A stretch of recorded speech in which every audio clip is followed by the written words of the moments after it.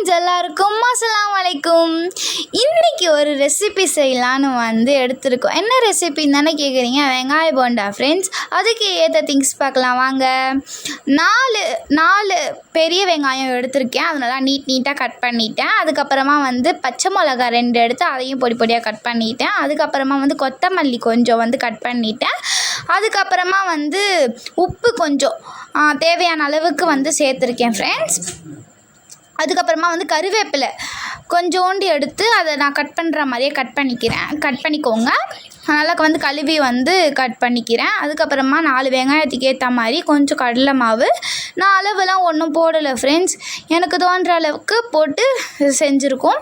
அதுக்கப்புறமா 1/2 ஸ்பூன் மிளகாத்தூள் போட்டிருக்கேன். கொஞ்சம் மிளகாத்தூள்லாம் பார்த்தே போடுங்க, ஏன்னா நம்ம பச்சை மிளகா போட்டிருக்கோம் இல்லையா, அதனால் கொஞ்சோண்டு தான் நான் மிளகாத்தூள் சேர்த்துக்கிறேன்.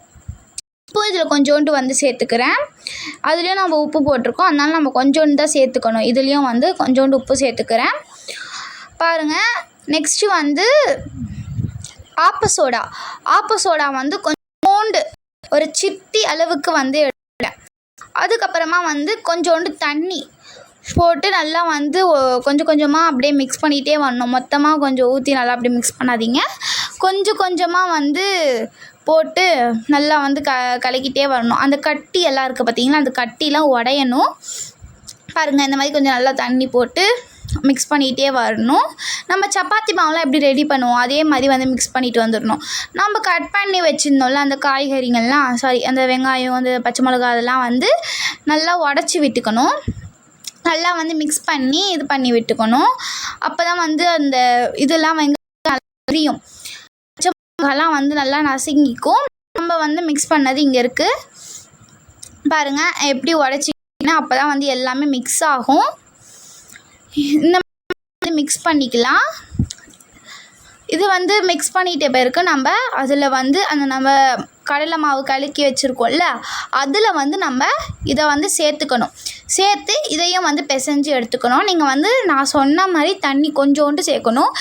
நம்ம வெங்காயம்லாம் கலக்கி வச்சுருந்தாலும் அதுலேயே கொஞ்சம் தண்ணி வந்துடும்.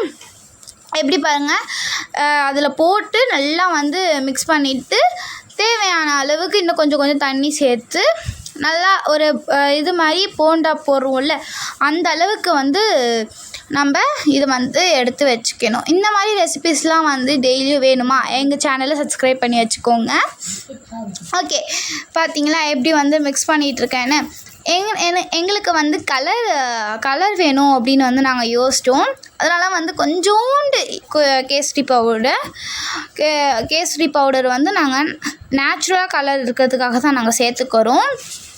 பாருங்கள், கொஞ்சோண்டு தான் எடுத்திருக்கேன். ஒரு சிட்டி அளவுக்கு தான் எடுத்திருக்கேன். அந்த சிட்டி அளவுக்கே எவ்வளோ கலர் வருதுன்னு பாருங்கள்.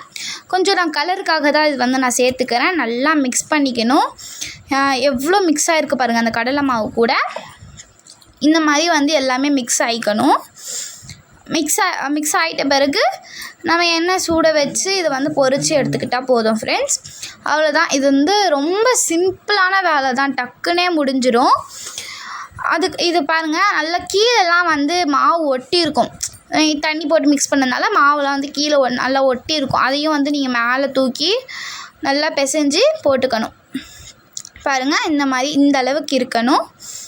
நெக்ஸ்ட்டு நம்ம போட்டு எண்ணெய் கடாயில் போட்டு கொஞ்சம் எண்ணெய் போட்டுக்கிறேன் பொரிக்கிறதுக்கு.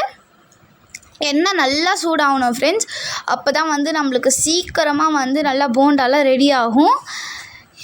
எவ்வளோ சீக்கிரம்லாம் பண்ண முடியும்னோ நம்ம எண்ணெய் சூடாக்கணும்.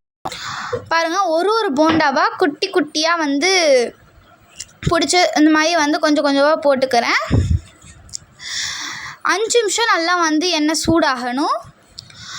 போண்டா கொஞ்சம் நல்லா சின்ன சின்னதாகவே பிடிச்சி போட்டுக்கோங்க. ரொம்ப பெருசாலாம் வேணாம், சின்ன சின்னதாக இந்த மாதிரி போட்டு எடுத்துக்கலாம். அதுக்கப்புறமா அதை திருப்பி எடுத்துக்கலாம். நல்லா ஆட்டிக்கலாம். நல்லா ஒட்டிக்காமல் நம்ம பண்ணணும். நீங்கள் போட்டோன்னே இது பண்ணிங்கன்னா ஒட்டிக்கும். ஸோ அதனால் ஒரு 2 செகண்டுக்கு அப்புறமே நீங்கள் நல்லா திருப்பி விட்டுக்கணும். அது 2 செகண்ட் தான், அது நல்லா இதுவாகிடும். நல்லா வந்து கலர் வந்துடும். நீங்கள் சூடான எண்ணெயில் போட்டாலே டக்குன்னே உங்களுக்கு முடிஞ்சிடும். அதுக்கப்புறமா வந்து ஒரு பாத்திரத்தில் நாங்கள் பேப்பர் போட்டு எடுத்து வச்சுக்கிறோம்.